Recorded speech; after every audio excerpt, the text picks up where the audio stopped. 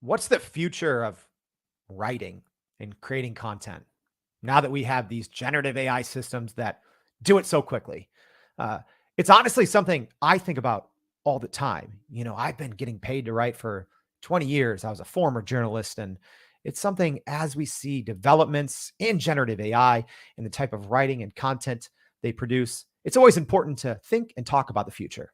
And that's exactly what we're going to be doing today on Everyday AI. So, welcome. My name's Jordan. I'm your host, and this is your daily live stream podcast and free daily newsletter, bringing you the absolute latest and greatest and what's going on in the world of Gen AI. So, this isn't just about learning and hey, here's all this stuff that's going on, but we break it down and give you practical and tactical advice on how you can actually use what we talk about to grow your company, grow your career. All right. So a little bit different, a change up today. We got to spice it up here on Everyday AI. So not everyone can do a 7:30 a.m. Central Standard like time zone. Like that's early for a lot of people, especially if you're in different city, different state, different country. So this is still going to be debuting live. Don't worry, but it's actually technically pre-recorded. Hey, we won't tell anyone if you don't, right? So with that, I'm excited. If you still want the AI news, don't worry. Just go to youreverydayai.com, sign up for the free daily newsletter. We're going to have the daily news. So don't worry. You didn't forget it. It's just in a different spot. So let's talk now about the future role in a world of AI. How are we going to write content? How are we going to create content? So I'm not on this alone. I'm very excited to have our guest for today. Let's bring him on and welcome him to the show. Matt Thomas is the owner of Perfect Prose Writing and Editing. Matt, thank you for joining us. Thanks, Jordan. How are you doing, man? Oh, I'm doing fantastic. So Matt, just tell everyone just real quick a little bit about what you do with, Perfect Prose Writing and Editing, and maybe a little bit about your background as well. Sure. I'm the owner of Perfect Prose Writing and Editing. My background is kind of all over the place, but I've been a writer for the past 13 years. I've worked as a technical writer, a copywriter, um, professional editor, and most recently last year, content creator, especially LinkedIn. Um, so yeah, obviously I've got a kind of a varied background in writing, but pretty excited about the impact of AI.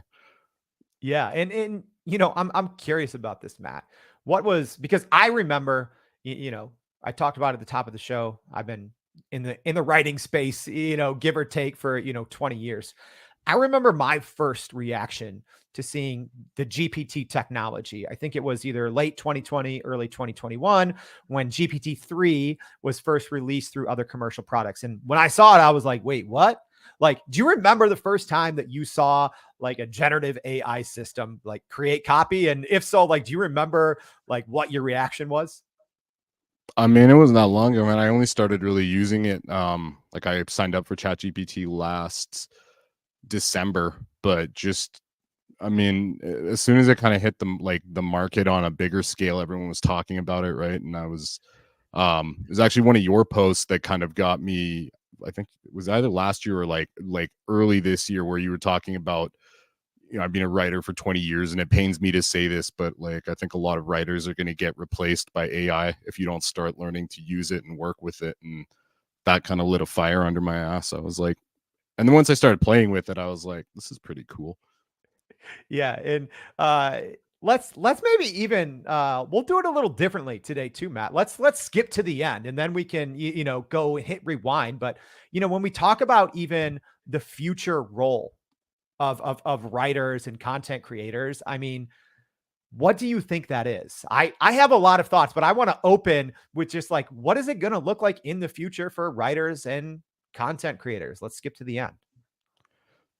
I mean, I think in the future, the most efficient, most effective writers are going to be able to leverage AI, and like work with it and know how to use it for different purposes. I mean, the thing is, I think that like a good writer who knows how to work well with AI is just like more efficient and can be more effective than a good writer who can't. And I think that it's still a solid writing background and skills are still valuable, right? It's like I'm a musician too, but like if you put someone with no musical training in like my studio or sit them down at my drums, they're not going to be like, you know what I mean? Like there's technologies I can use like samples and loops and stuff like that or plugins to like expand what I'm doing, but I mean, I think having the skills, the that base to begin with definitely it gives you like makes you more effective. Yeah. Yeah, I it's actually such a great point because maybe even I personally overlook that aspect of it of being a writer by trade, how much that actually helps once you jump into any generative AI system. Maybe even talk, Matt, a little bit about like your learning curve. Like, was it easy for you to start using, I'm guessing you're using, tools like ChatGPT or something like that, but I guess what was your learning curve like? Was it maybe a little easier than average, maybe because of your writing background? Um, yeah, I think so. Like, I mean, the thing is, I think that was good about when I started using is I didn't really have any expectations, or I wasn't like I need to. I just started playing with it. You know what I mean? Which I think is probably the best approach. And then just playing with it consistently. I mean, I wasn't super impressed by the written output of GPT, and I'm still not particularly impressed by it. But I mean, there's ways I'm getting better at prompting it, but just yeah, just playing with it and just being like, this is pretty crazy, like how you can just frame things in different ways and how you can just add different context to shape your responses and um but yeah, I mean, I remember being like underwhelmed by the actual like out copy output, but more just like that was the least interesting thing about it to me. It was more the creative possibilities with it. Oh, I love that, uh, looking, yeah, because and we'll talk about that a lot, but the creative possibilities I think within ChatGPT, especially, ChatGPT when you use plugins is endless. Yeah. But I want to go back to something you said there because I'm interested and I want to dig in a little bit more. You said that you were underwhelmed with the quality of the output. So maybe like especially you, right? Like so you have a background in technical writing, and we'll include this in the show notes. Matt actually puts out great content on LinkedIn. He's always like comparing and breaking down writing to like very very like meticulous level, right? Like word order, number of words, cutting the fat, all of that. So I want to dig in a little bit deeper into the words and into the output and the quality. So maybe in your experience, when you say you're underwhelmed with the output of what you're getting out of ChatGPT, maybe talk about that a little more. Maybe what's some of those things that you're like, it could be better here. I mean, especially when I started prompt, I didn't know, I had no idea what I was doing, right? Like when I started prompting it, I was just putting in just I mean, I was impressed by it at the time, but now looking back, I'm just like, okay, yeah, that's but it's like anything, like you said, there's a learning curve, right? Like, I mean, I've been using it. I use it every day, especially like as a content creator. It's been a godsend in being able to put out content consistently. Um, but yeah, like I just how fluffy the language was, right? Like just it doesn't write in a way that's my preferred kind of tone. So, but again, I don't think I've never just copied and pasted the output of anything and like posted that as a post just because like it just I mean sometimes, but um where I do find it helpful is like I really like using it as like a second opinion or like an assistant. That's something because it's almost like having a writing partner or just like an objective person to bounce ideas off of, which is something I find helpful, especially like if you're a writer like me who can get like kind of into the details and the nitty gritty and just like this word or this word, like I can't decide. Like it's just one word, but like I mean, all those details add up. So I need like a second. Yeah, I like having that like a second opinion, basically. Yeah. And I'm going to go ahead and reframe this and let's talk about it a little bit more because Matt, like what you said there, I think that's where so many people, one, they either give up on ChatGPT when they see the output's not that great. So it's great to hear and to for other people to hear your advice that's saying like, oh no, even though I was maybe not super impressed by the output originally, I still kept going at it and found maybe other or better use cases for your particular role. But one thing I want to talk about is a lot of people think of even ChatGPT as an extension of themselves, which it absolutely can be. But one thing I like to tell people is think of ChatGPT, and you kind of reference this here, Matt, is think of it almost as not just a second opinion, but I always like to tell people think of it as an outside entity. So instead of Yeah. collaborating or having this, be 10% of your work or 50% of your work, you be 100% and have ChatGPT be 100% and treat it as a completely separate entity. So maybe Yeah, talk a little bit more 100%. about that approach. I'd love to hear. No, that's actually probably the best way to describe it, because I've just conceptually, I've never really looked at it as a replacement for writing, for my writing. So like I think that is actually probably the best approach, is like I'm still gonna write it. I'm still gonna put it 100% of it in. And that's like one thing I think as well is when you come at it with like a strong idea, like a strong initial idea, I find, and then use it to kind of refine that, I find it's more effective. Like that's the best way to put it, is that like I think it's least effective, or you're not really using it to its full potential or well, if you just see it as a replacement for having to write. But like you said, like if you're coming at it 100%, you're going to put the effort in. It's a great way to kind of amplify that and to like enhance it. Mm-hmm. Yeah, absolutely. And again, I'm gonna keep digging down here because we actually have some great resources and other shows that go along with this. But I am very curious, and this is obviously, if you're listening, this is two very like wordy people, right? Like two people that Word love nerds. writing, yeah, love the words. But maybe even with some of your disappointment in the output.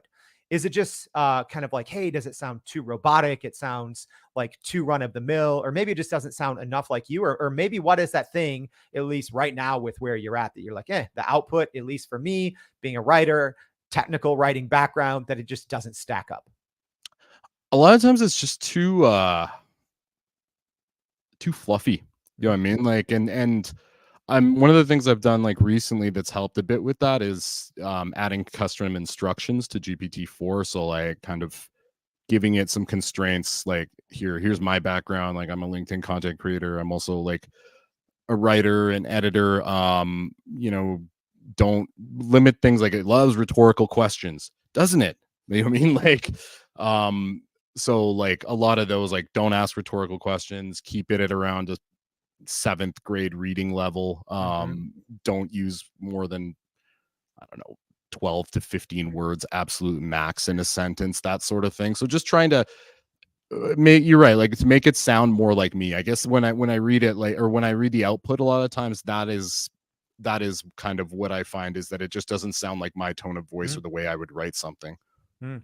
Yeah, and for those of you joining us here on the live stream, so Matt's talking about custom instructions, which I think there's great pros, but there's also some cons. So essentially, like he was saying, so instead of having to do a little bit of training each time you start a new chat in Chat GPT, you can essentially tell, hey, so the kind of the two different boxes where you can say, what would you like Chat GPT to know about you to provide better responses?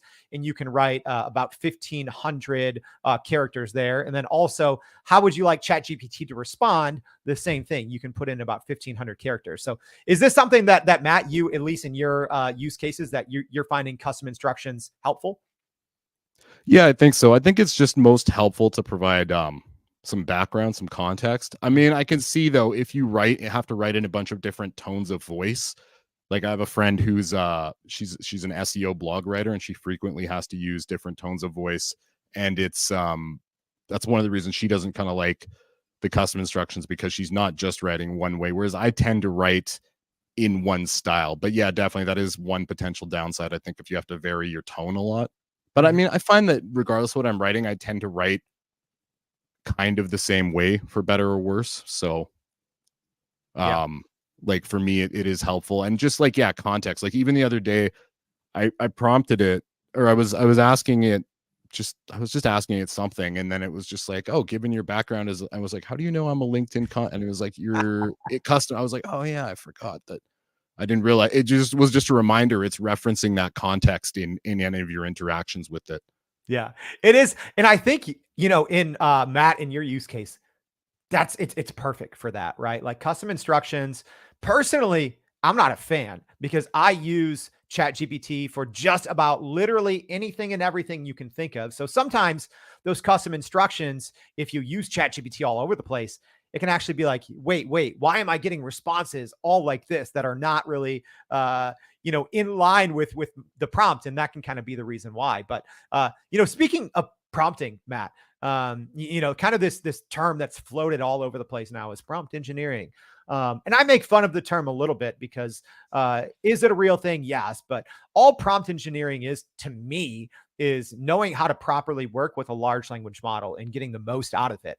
But maybe even with your background as a writer, did you find prompting easier? Like, were you all of a sudden like, wait, my writing background, hey, maybe AI is going to take some writing jobs, but I can really get in and use ChatGPT and these large language models at a whole nother level just because of my background in writing.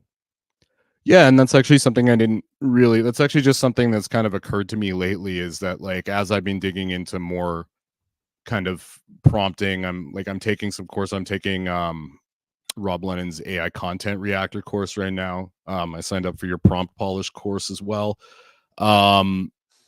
But like, yeah, like as I was like reading some of this stuff in the AI content reactor course, I was like, well, these he was talking about like the characteristics or the principles of good prompt writing. I was like, well, these are all just principles of writing well. So like using specific, clear, concise language, using language and kind of orienting your prompt, aiming it at a specific purpose or goal. um I find same with like with content, like some of my best posts are ones that start with like a strong initial idea and then I just like run with it. Same thing with prompts. I find my typical use case is to come at it with an idea already, not to just kind of try and not to use it to try and think of stuff. Because but I find that that's more effective. Like when you come at it with a strong idea and then have it expand on it, it already has kind of a direction to go and you're giving it some kind of some constraints and shaping that response. Also, something else I like to do in my content, but like using examples or analogies to illustrate my points clearly. Same thing with prompts, and just really minimizing. You got to think of it as stupid, right? You got to think it doesn't know anything. You want to be as explicit and as clear and minimize ambiguity as much as possible. And I guess for me personally, one of the advantages that my technical writing background gives me is I'm really used to like writing in a structured, clearly organized way. Like pretty much everything I write, even if it's just like an email or something quick, I'll write, like even if it's just handwrite, a quick outline just because I like to have it organized. And I've found that ChatGPT really loves outlines, especially when they're kind of like structured and you break stuff down in like a well organized hierarchical fashion. So yeah, like I think that is one inherent advantage that writers have when it comes to prompting Yeah. any large language model, like you said. It's funny, Matt, because you said something there. You're like, oh, like I prompting just is read this book essentially, recently. Great yeah, book. prompting is essentially writing well. It's Yeah. actually one of my favorite books on writing. So I'm sharing it, if you're joining us on the podcast, throwing it up on the screen here. Excellent book. Highly Yeah, it's recommend. called On Writing Well by William Zinsser. And this is like, it's funny because like this book was originally from the 70s and, they update it every decade or so. Yeah. But like this could literally, you could just put some duct tape on this and say prompt engineering 101, right? Yeah, you totally could actually, because that's exactly what he talks about, those principles of writing well, right? Like clear, use precise language, minimize ambiguity, use examples and like analogies. Like, yeah, Yeah. great book. And I'm also curious, Matt, even for you personally, right? Because I have an agency, right? Now we're mainly focusing on generative AI, obviously, but even with your background in technical writing and now this like newfound understanding of, hey, I'm a great writer, I can translate that to generative AI and probably get way better outputs than the Yeah. average person. How has that even changed or shaped your outlook on your career? Um, Or has it? yeah, Or like has it not yet? no, it's definitely like, especially lately, like, I think that, AI is the future, right? For better or worse, like it's coming. And I think that, but I'm also like excited about it, just like the creative possibilities. Like it's just interesting, like it's just cool. And it also just feels like a space where there's a lot of like it feels to me like I could come up with something new or innovative because it's like wide open, right? Like it's so new that like nobody's, I mean, there's experts in it, but like, right, that what they're an expert in is constantly changing, and the entire world of it is constantly changing. So it's definitely like, I mean, I'm really glad that I kind of made the jump on it when I did, and I'm telling everybody I know, like, this is the future, man. Like, and it's just efficient. If you're creative and kind of lazy like I am, and you want to do things in the most efficient way, like AI is awesome. Like, Especially when you can like refine those outputs and get them exactly how you need them or how you yeah, might want them. Matt, you said something there, and it got me thinking back to my kind of initial learning curve, right? So, GPT-3, kind of the base technology, was rolled out in a bunch of other, third party softwares before ChatGPT. So, some early ones were like Copy AI, Writer, Jarvis, now called Jasper.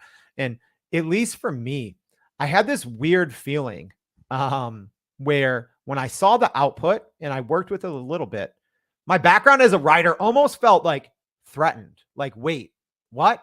Like, this is pretty good. Have you ever felt that way yet? And if so, maybe how did you respond to it?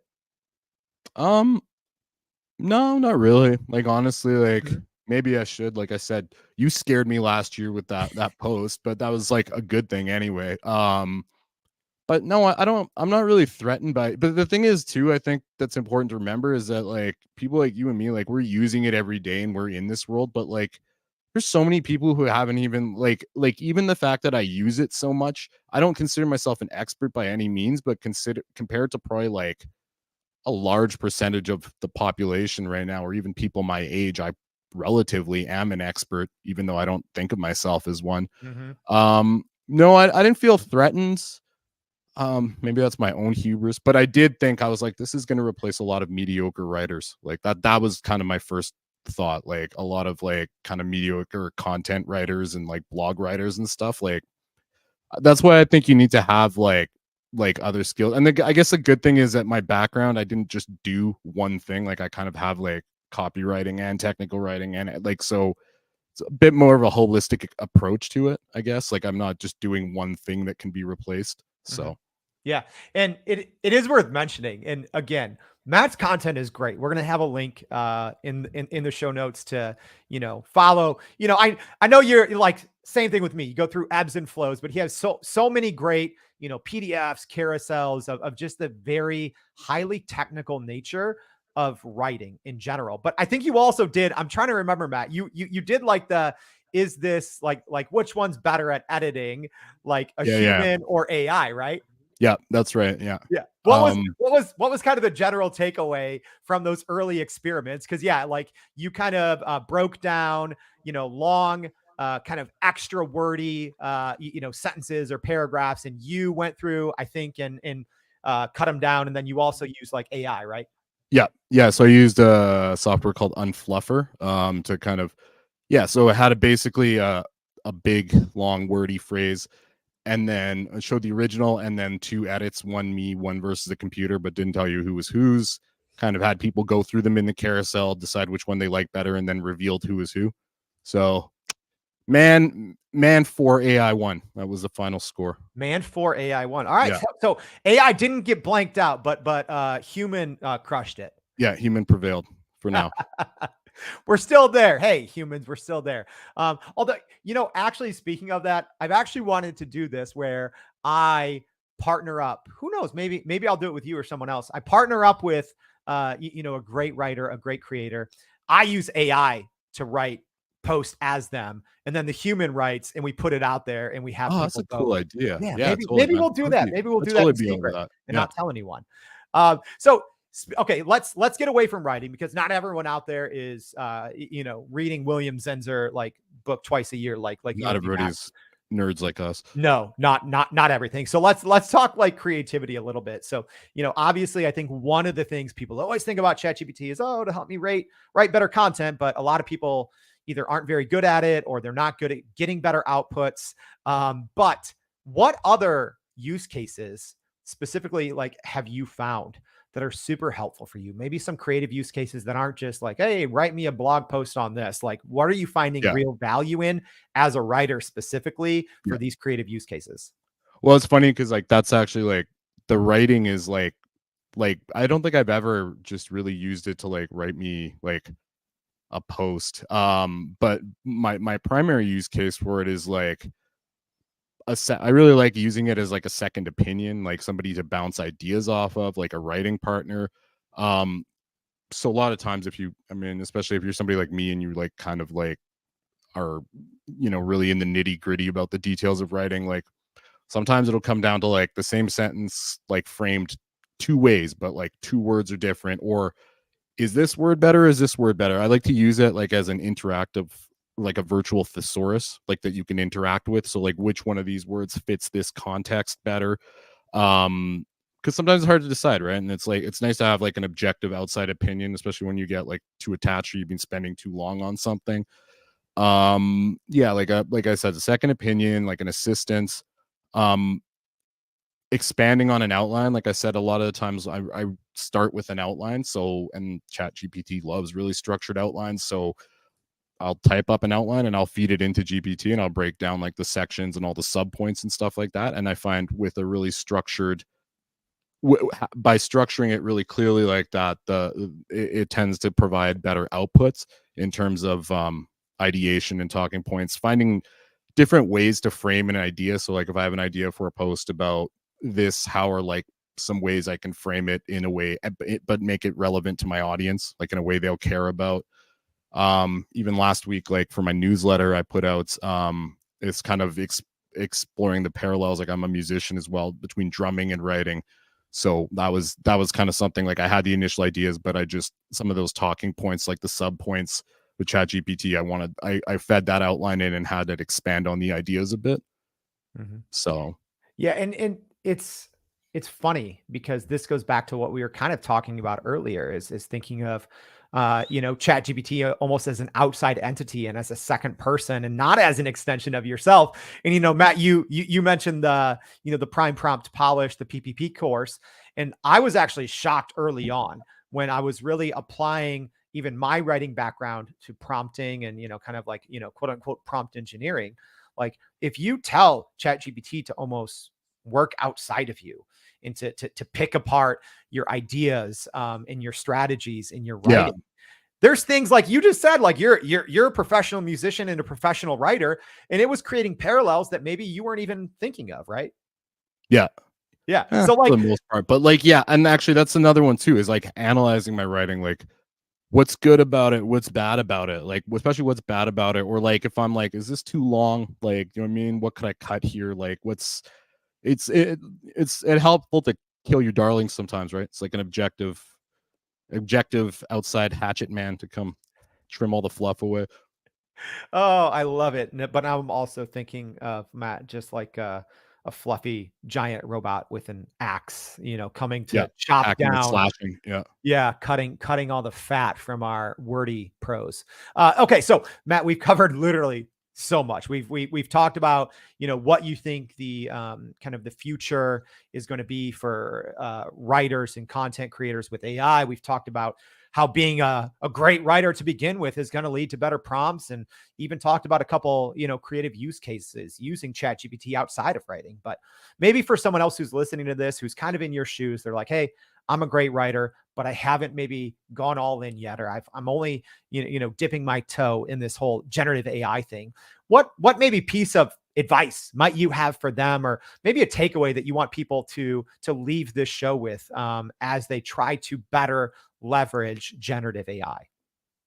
Yeah, sure. I mean, I think a couple things. I would say just start playing with it and don't have any expectations, because I find that's the best way to learn is just experiment with it. Like don't just rely on it for the written. I mean, I think if you're a good writer, like you're going to have certain standards anyway for your writing, but like Hopefully. play with it. Yeah, hopefully. Play with it, explore it, and like just figure out ways to use it that aren't obvious necessarily, because there's tons of useful ways. And I think the other thing is too that we're so overwhelmed. Like there's so many AI tools all the time coming out every day. I think just pick one or two and just start like learning them. Like you don't have to learn every tool. Pick one or two, get and like develop the basics. Like now, I mean, I pretty much just use ChatGPT, Midjourney, Unfluff, for a couple others. I know I'm not like you. You have. I remember when we had met, you were just like you have a subscription to like 20 of them. Yeah, Um, too many, too many. This but is now, terrible. like, I think that I've used it enough that, like, I think I understand the basics of it, that, like, if I pick up another one, like, I mean, obviously, there's gonna be variations and maybe a different, but I think I know how to prompt a large language model now, right? Like, those basics.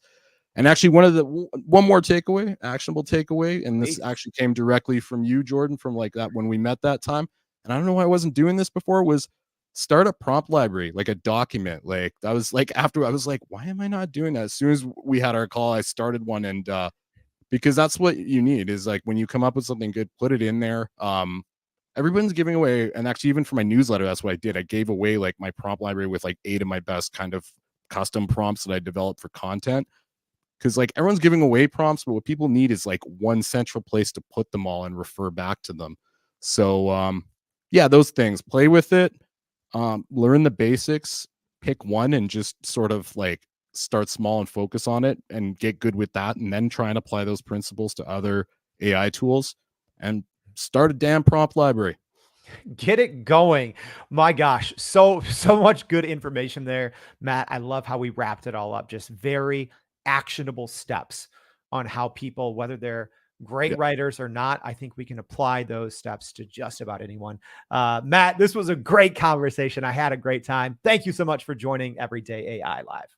Yeah, it was great. Thanks, Jordan. All right. And hey, as a reminder, yeah, you can still get your AI news. We didn't share it here live today, but make sure you go to youreverydayai.com, sign up for that free daily newsletter. We're going to have the AI news, everything else that's going on, and we're going to break down more specifics on exactly what Matt was talking about. If you couldn't, write fast enough, all the notes, don't worry, we got you. Thank you for joining us, and we hope to see you back for another edition of